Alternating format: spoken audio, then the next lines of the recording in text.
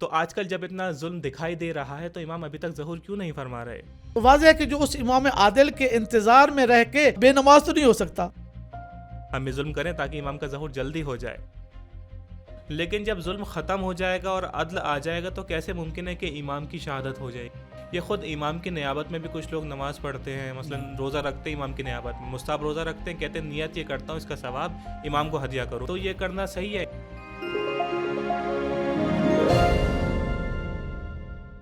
اعوذ باللہ من الشیطان الرجیم، بسم اللہ الرحمن الرحیم، اللہم عجل ولیک الفرج۔ ناظرین السلام علیکم، ایک بار پھر سے ہم آپ کی خدمت میں حاضر ہیں مہدویت سے متعلق ایک اور ایپیسوڈ کے ساتھ۔ جس طریقے سے پرانے ایپیسوڈ بھی نہایت اہمیت کے حامل تھے، یہ ایپیسوڈ بھی اسی طریقے سے بہت ہی اہمیت کا حامل ہے۔ وہ سوالات جو ہمارے ذہنوں میں تھے، جس طریقے سے تمام سوالات حل ہوتے آ رہے تھے، انشاءاللہ امید ہے کہ پھر سے آپ کے ذہنوں میں جو سوال ہوں گے وہ بھی حل ہو جائیں گے۔ آج کے ایپیسوڈ کا موضوع ہے ظلم و جور، عدل و انصاف۔ سوالات کچھ اس طریقے سے ہیں کہ جب امام زمانہ ظہور فرمائیں گے تو اس وقت دنیا ظلم و جور سے بھر چکی ہوگی، ہر جگہ ظلم ہوگا، ہر جگہ ظلم دکھائی دے گا۔ تو آج کل جب اتنا ظلم دکھائی دے رہا ہے تو امام ابھی تک ظہور کیوں نہیں فرما رہے؟ آیا کوئی معیار ہے کتنا ظلم، آخر کتنے ظلم کے بعد امام ظہور فرمائیں گے؟ اور اس کے بعد اگر امام زمانہ جب ظہور فرمائیں گے، جب ظلم ہو رہا ہوگا، تو کیوں نہ ہم بھی ظلم کرنا شروع کر دیں، ہم بھی ظلم کریں تاکہ امام کا ظہور جلدی ہو جائے۔ اور امام آنے کے بعد جب عدل و انصاف سے دنیا کو بھر دیں گے تو کیسے ممکن ہے کہ امام کی شہادت ہو جائے گی؟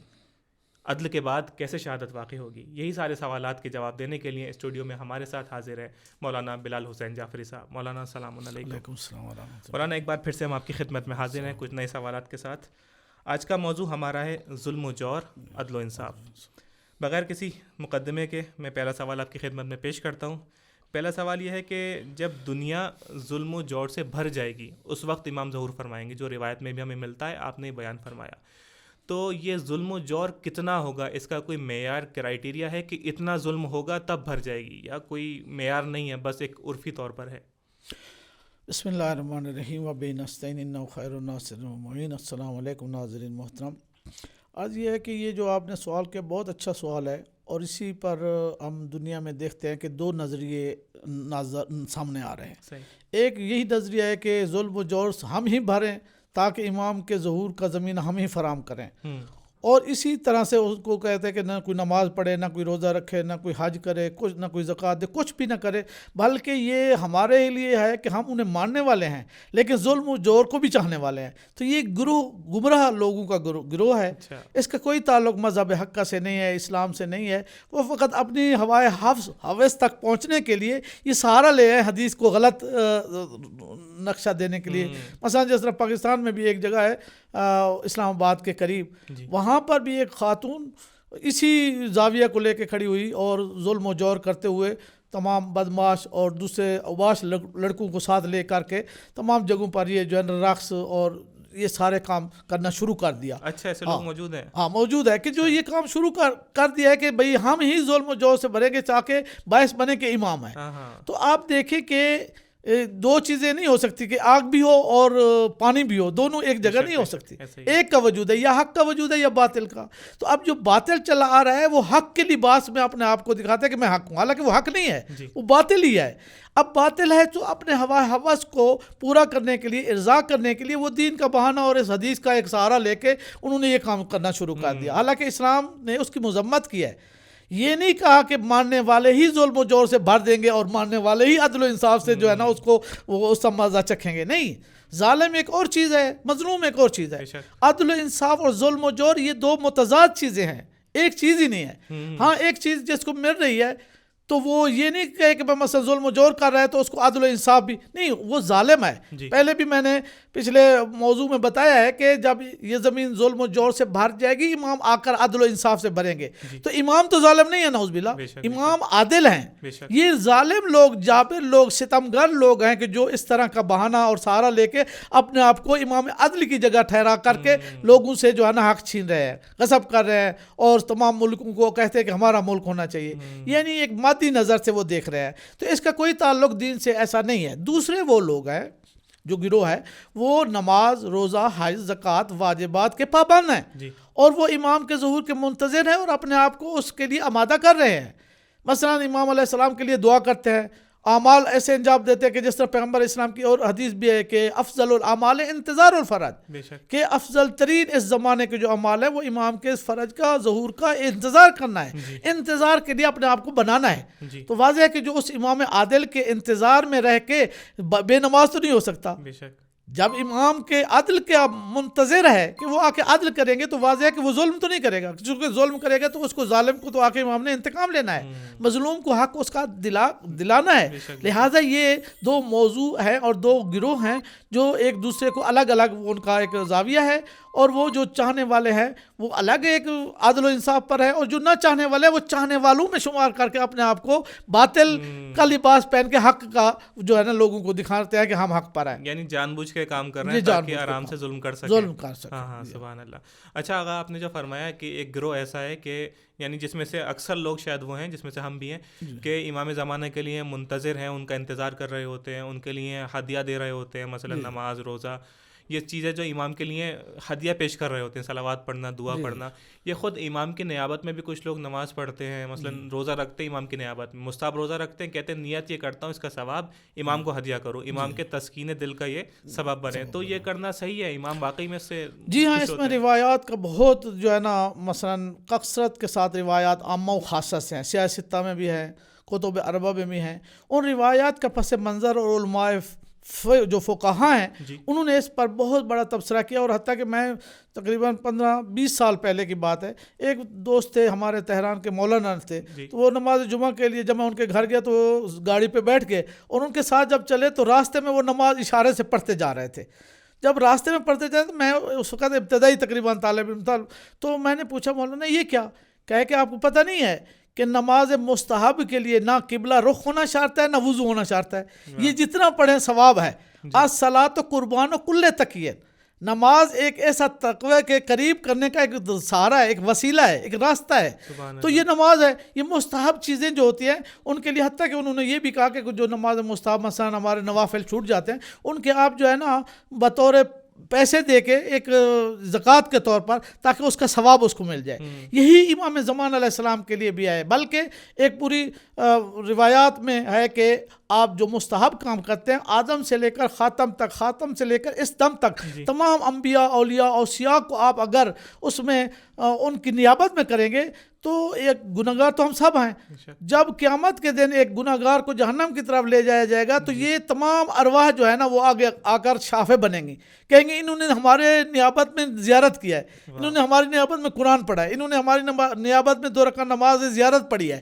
تو یہ جو مستحب اعمال ہے نا یہ نیابت ہو سکتے ہیں، واجبات میں نہیں۔ جو میرے اوپر واجب نماز میرے اوپر ہے، نماز یومیہ، اس کو میں اپنی زندگی میں کسی کو نیابت نہیں دے سکتا، لیکن مستحب نماز، مستحب عمرہ، مستحب یہ سارا ہو سکتا ہے۔ یہ جو عمرے ہیں مثلا عمرہ مفردہ کرتے ہیں، کیوں کرتے ہیں؟ میں مثلا فلاں کی طرف سے کر رہا ہوں، امام زمان علیہ السلام کی طرف سے عمرہ کر رہا ہوں، نماز پڑھ رہا ہوں، تو یہ مستحب اعمال ایسے ہیں جس میں سب کو نیابتاً نیت کی جا سکتی ہے اور ان سب کو ثواب بھی ملتا ہے، اور اللہ تعالیٰ نعوذ باللہ اتنا بخیل نہیں ہے کہ وہ ہم کو کم دے یا اس کو زیادہ دے، نہیں، بلکہ اللہ تعالیٰ کہتا ہے کہ جتنا تم نے نیت کیا تمام کی ان کو بھی دوں گا، اس سے 2 برابر تمہیں بھی دوں گا، کہ تم باعث بنے ہو اس کام میں، اس کو نیک کام میں ان کو شریک کرنے کے لیے۔ امام کے نام سے صدقہ دینا، امام کے لیے قربانی کرنا، امام کے نیابت میں نماز 2 رکعت پڑھنا، یا مثلا یہ جو ہے قرآن پڑھنا ان کی سلامتی کے لیے، صدقہ دینا ان کی سلامتی کے لیے، یہ وہ مستحبات ہیں کہ جو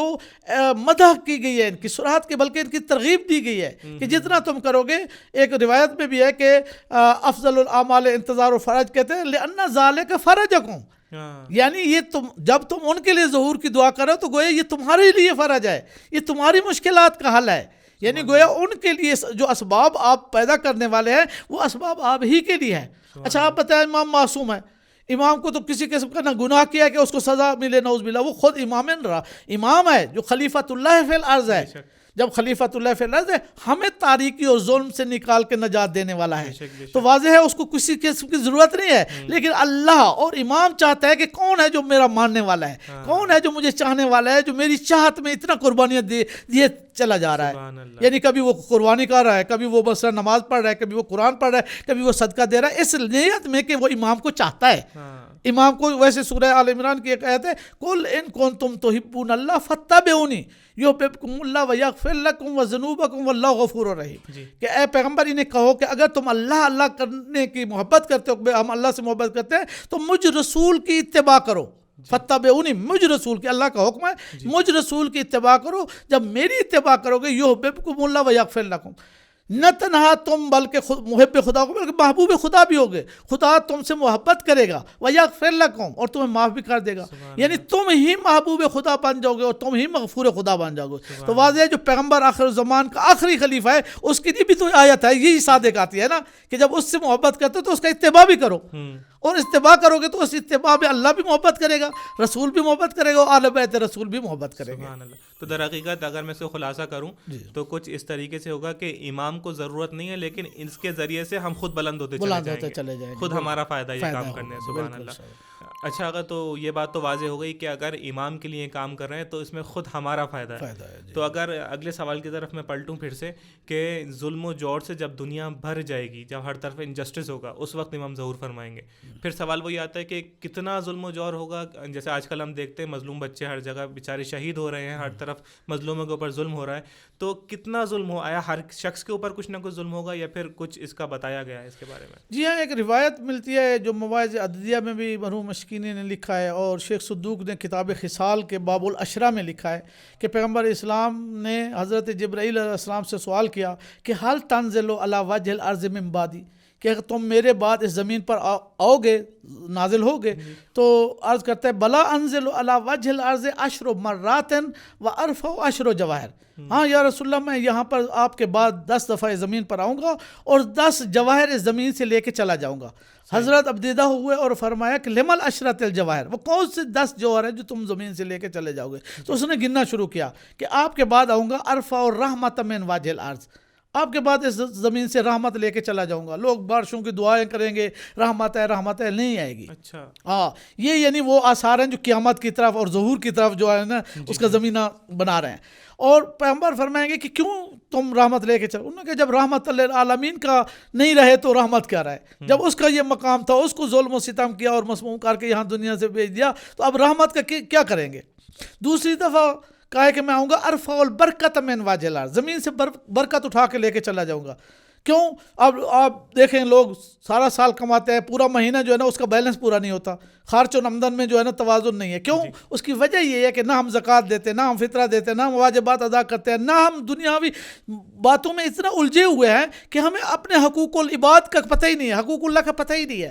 جب واضح ہے کہ انسان دین سے دور ہوتا چلا جائے گا تو ان بلاؤں میں تو مبتلا ضرور ہوگا، تو یہ برکت بھی چلی جائے گی. یعنی انسان جتنا بھی کرے گا وہ اس کا پورا خرچ نہیں پورا کر سکا. تیسری دفعہ ہوں گا ارفع الحمیت من قلوب الرجال، لوگوں کے دلوں سے غیرت کو اٹھا کے لے کے چلا جاؤں گا. مرد ہوں گے لیکن غیرت نہیں ہوگی. پھر چوتھی دفعہ ہوں گا ارفع الحیا من وجوہ النساء، عورتوں کی آنکھوں سے حیا لے کے چلا جاؤں گا. عورتیں ہوں گی لیکن حیا نہیں کریں گی. اور روایات عام و خاصہ سیاہ ستہ میں بھی ہے اور کتب میں من لا غیرت لہ لا دین لہ، جس کے پاس غیرت نہیں ہے وہ بغیرت ہے تو دین نہیں ہے. عورت کے لیے من لا حیا لہ لا دین لہ، جس کے پاس حیا نہیں ہے وہ دین نہیں ہے. تو پس بے دینی اور بے غیرتی وہ ہم میں اتنی ہوئی ہے کہ ہم دین سے دور ہو گئے. جب دین سے دور ہو گئے تو واضح ہے کہ یہ ظلم و جور کا پیش خیمہ تو ہے. اب یہ ہم معیار اور یہ نہیں معیار بنا سکتے کہ کتنا ہوگا. اور پانچویں دفعہ آؤں گا ارفع العدل والانصاف من قلوب السلاطین، بادشاہوں کے دلوں سے عدل و انصاف کو لے کے چلا جاؤں گا. اچھا، بادشاہ ہوں گے لیکن عادل نہیں ہوں گے، انصاف نہیں کریں گے. تو واضح یہ پیش خیمہ ہے انہیں چیزوں کا کہ جو ہم بھگت رہے ہیں، اور اس کی ظلم و سزا جو مل رہی ہے ہمارے اپنے گناہ ہیں، ہمارے اپنے ہاتھوں کے کرتوت ہیں. اور پھر پانچویں دفعہ کے بعد کہتے ہیں چھٹی دفعہ ہوں گا ارفع الحکمت من قلوب الحکماء، جو حکیم لوگ ہیں، بڑے بڑے شفا ہوگی فلاں ہوگی، وہ کچھ بھی نہیں ہوگی. بڑے بڑے حکیم نامور ہوں گے لیکن شفا نہیں ملے گی. حکمت کو اٹھا کے لے کے چلا جاؤں گا، حکمت نہیں ہوگی. سب لوگ جو ہے نا بس نام کے ہوں گے، حکمت اور شفا کچھ بھی نہیں رہے گا. پھر ساتویں دفعہ ہوں گا ارفع الحمیت والاخوۃ من قلوب الاخوین المؤمنین، کہ مومنین کے دلوں سے اخوت و برادری لے کے چلا جاؤں گا. 2 مسجدیں، ایک میں اشہادت ثالثہ پڑھا جا رہا ہے اشہد ان لا الہ الا اللہ، اور ایک مسجد میں یعنی باپ اور بیٹا مخالف ہے، ایک باپ کی مسجد ہے ایک بیٹے کی. ابھی دیکھ رہے ہیں ہم، دیکھتی ہیں سب چیزیں. تو یہ کیوں ہے؟ یہ شیطان کی یورش ہے. یلغار ہے، شیطانی ہوا و حوث، یہ وہ چیزیں ہیں کہ جو انسان کو دین سے دور کرتی چلی جا رہی ہے بے نام دین. یعنی دین کا نام ہے لیکن بے دینی اس میں ہے. اور جب بے دینی ہوگی تو واضح ہے کہ اس کا نام یہی ہوگا کہ اسلام کے نام پر ظلم کر رہے ہیں، اسلام کے نام پر جو ہے نا وہ بے دینی پھیلا رہے ہیں لیکن نہیں سمجھ کے. کیوں؟ یا تو پتہ نہیں ہے یا عمدن ایسا کر رہے ہیں کر کے، یعنی اپنی ہوا ہوس کو پورا کرنے کے لیے دین کا. جس طرح پیغمبر اسلام کے زمانے میں بھی لوگ مثلا نماز پڑھتے تھے، چوری بھی کرتے تھے.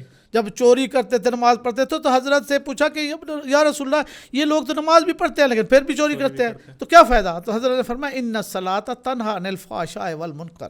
انسان کو نماز جتنا پڑھتا چلا جائے گا اور اللہ کے لیے آئے گا تو یہ اس کو فحشاء اور منکر سے بچاتی چلی جائے گی. آج یہ چوری کر رہا ہے لیکن اگر یہ نماز نہ پڑھے تو یہ لوگوں پر ظلم و ستم اتنا کرے کہ ناحق قتل کرتا چلا جائے گا، تو بڑے گناہوں سے چھوٹے گناہوں پر آ جائے گا. اچھا، یہ بہت آپ نے کلیدی نکتہ بتایا. تو یہاں بھی یہ ہے کہ اگر ہم امام عدل کے پاس ان کے قریب رہیں گے، توسل کریں گے، تو ہم اس بڑے گناہوں سے چھوٹے گناہ تک آ جائیں گے، محدود ہوتے چلے جائیں گے. تو یہ ہے پس خیمہ جو ظلم و جور، اس کا ہم معیار نہیں بتا سکتے. کیوں؟ معیار ہے ہی نہیں. معیار اپنے ہاتھوں کے کرتوت ہے کہ جو ہم کر رہے ہیں. کوئی ایک گروہ جو ہے نا مثلا دین کے نام پر بے دینی پھیلا رہا ہے اور کوئی جو ہے نا ظلم و ستم کر رہا ہے، تو کہا کہ یہ چیزیں لے کے چلا جاؤں گا، جبرائیل کہتا ہے. اور آخری بات کہہ رہا تھا کہ ارفع الصبر من قلوب الصابرین، صابر لوگوں کے دلوں سے صبر اٹھا کے جب چلا جاؤں گا تو امام کا ظہور ہوگا. اب دیکھیں کتنی بڑی بات ہے، صابر لوگوں کے صبر کا پیالہ لبریز ہو جائے گا. اب وہ صبر نہیں کر پائیں گے تو امام صابر کے لیے آ جائے گا اسے ڈھارت دینے کے لیے. تو یہ سب چیزیں دیکھنے کو ملتی ہیں کافی حد تک. سبحان اللہ. اچھا آغا، میں اپنے آخری سوال کی طرف آتا ہوں، جو ہمارا اسی موضوع سے متعلق جو اگلا ہمارا بخش ہے وہ یہ ہے کہ جب امام زمانہ آئیں گے انشاءاللہ تو دنیا کو عدل و انصاف سے بھر دیں گے. اس وقت ہر جگہ عدالت ہوگی، ہر جگہ جسٹس ہوگا. تو آپ نے بھی فرمایا اور ہمیں بھی پتہ ہے یہ بات کہ انسان قتل کسی کا تب کرتا ہے کہ جب وہ اس کے اوپر ظلم کرے، یعنی قتل کرنا ایک ظلم ہے. لیکن جب ظلم ختم ہو جائے گا اور عدل آ جائے گا تو کیسے ممکن ہے کہ امام کی شہادت ہو جائے گی، اور ہوگی یا نہیں ہوگی، یہ بھی پوچھنا چاہتا ہوں. جی ہاں، اصل مسئلہ یہ ہے کہ دیکھیں دو چیزیں ہیں. ایک شیطان جو ظاہری ابلیس ہے اس کا تو بالکل جو ہے نا صفایا ہو جائے گا. امام جب عدل و انصاف والے آ جائیں گے تو اب اس کا زور نہیں چلے گا، ابلیس کا نہیں چلے گا. چونکہ اس نے کہا تھا کہ میں لوگوں کو گمراہ کروں گا، تو اللہ نے فرمایا الا وقت المعلوم. یہ نہیں کہا کہ قیامت تک، اس نے کہا مجھے مہلت دو، قیامت تک میں یہ جو ہے نا گمراہ کرتا رہوں. تو اللہ نے فرمایا یہ وقت معلوم تک تجھے. تو وقت معلوم کی جو تفاسیر کی گئی ہے وہ یہی کی گئی کہ امام کا جب ظہور ہو جائے گا تو اس کا جو ہے نا ظلم و جور اور گمراہ کرنے کا جو بانڈا ہے وہ ختم ہو جائے گا. اب وہ سلسلہ اس کا ختم ہے. لیکن آپ قرآن روح سے آپ دیکھیں کہ انسان کے پاس 4 نفس ہے. نفس امارہ ہے، نفس ملہمہ ہے، نفس لوامہ ہے، نفس مطمئنہ ہے، اور بھی نفس کی تعریف کی گئی ہے. تو نفس امارہ تو انسان کے اندر کی خباثت اور خبث ذات ہے. خبث باطنی جو ہوتا ہے نا اس کا پتہ خدا کو ہوتا ہے یا امام کو خدا کے اذن سے ہوتا ہے. ہمیں نہیں پتہ کہ آدمی برا ہے یا اچھا ہے، اچھائی اور برائی اس کی ہمیں نہیں معلوم ہو، خدا کو معلوم ہو. تو یہ برے نفس جو نفس امارہ رکھنے والے ہیں وہ ہوں گے ظلم و جور. تو اس جو اپنی حد پار کر گیا تھا اور عروج پر تھا، وہ عروج اس کا زوال میں چلا جائے گا. لیکن ظلم گاہے بگاہے اسی طرح سے جو خفیہ ہے وہ ہوگا، یعنی اصلی وہ ابلیس چلے جائے گا لیکن اندر کا ابلیس رہے گا. نفس امارہ ہے. تو جیسے کہ رمضان کے اندر بھی ہم یہ کہتے ہیں کہ وہ ابلیس تو قید میں چلے جاتا ہے، انسان پھر بھی گناہ اس لیے کرتا ہے کیونکہ نفس امارہ اس کے پاس موجود ہے، وہ گناہ کے لیے دیتا ہے. تو اس کا مطلب یہ ہوا کہ اصلی طریقے سے ابلیس چلے جائے گا، وہ جو اصلی جو ایک مرکز ہے ظلم کا وہ ختم ہو جائے گا. لیکن انسان اندر سے پھر بھی کچھ لوگ ایسے رہیں گے جو خوب سے باطنی اور خوب سے ذات باطنی، یعنی برے لوگ ہوں گے، برا ذہن رکھیں گے، برے خیالات کے مالک ہوں گے. نفس امارہ ان کو بھڑکائے گا کہ امام کو مار دو، امام کو قتل کر دو، فلاں کو. یہ جو ہے نا عروج جو ظلم کا تھا شیطان اور ابلیس کے زمانے میں وہ ختم ہو جائے گا، وہ زوال میں چلا جائے گا. لیکن اندر کا نفس تو وہ ہے، وہ تو اپنی خباثت پر باقی رہے گا. سارے نفس اچھے ہو جائیں گے، کمال تک پہنچ جائیں گے، لیکن خوب سے باطنی جو خدا جانتا ہے، امام جانتا ہے، وہ تو واضح ہے کہ اس وقت وہ اپنا کام کریں گے. جی آپ کا بہت بہت شکریہ. میرا آخری سوال یہ تھا، ہم نے بہت زیادہ استفادہ کیا آپ کے علم سے. خدا آپ کو سلامت رکھے انشاءاللہ. ناظرین، جیسا کہ آپ نے دیکھا کہ دنیا واقعی میں عدل و انصاف سے بھر جائے گی اور اس سے پہلے ظلم و جور ہر طرف ہوگا. اور ظلم جور کے لیے کوئی معیار نہیں ہے کہ جب اس حد کا ظلم و جور ہوگا تب اس کے بعد امام ظہور فرمائیں گے، بلکہ ہر طریقے کا ظلم ہوگا، ہر طریقے کا جور ہوگا، ہر طریقے کا انجسٹس ہوگا، اس کے بعد امام ظہور فرمائیں گے۔ اور کچھ لوگوں کا یہ کہنا کہ ظلم و جور سے خود دنیا کو بھر دیں تاکہ امام کا ظہور ہو جائے، بالکل غلط اور باطل عقیدہ ہے۔ ہو ہی نہیں سکتا کہ امام کا چاہنے والا ہو اور ساتھ میں ظلم بھی کرنے لگے، ممکن ہی نہیں ہے کہ عدالت کا خیر خواہ ہو، عدالت کا چاہنے والا ہو، ساتھ میں ظلم کی ترغیب دے، ظلم کی طرف متوجہ ہو جائے۔ یعنی یہ عقیدہ بالکل باطل ہے، بلکہ ہم سب کو کوشش کرنی چاہیے کہ عدالت کی طرف جائے۔ ہم سب کو کوشش کرنی چاہیے کہ جو خصوصیات امام کے اندر پائی جاتی ہیں وہی خصوصیات ہم اپنے اندر لے کر آ جائیں، امام کا پیرو بنا لیں، امام کا اپنے آپ کو واقعی معنی میں فالوور بنا لیں۔ اور اس کے بعد کیسے امام کی شہادت ہو جائے گی جبکہ اس وقت ظلم و جور نہیں ہوگا؟ تو یہ بات بھی واضح ہے کہ ظاہر سی بات ہے کہ ابلیس اس وقت نہیں ہوگا، لیکن انسان کا نفس اس وقت بھی موجود ہوگا۔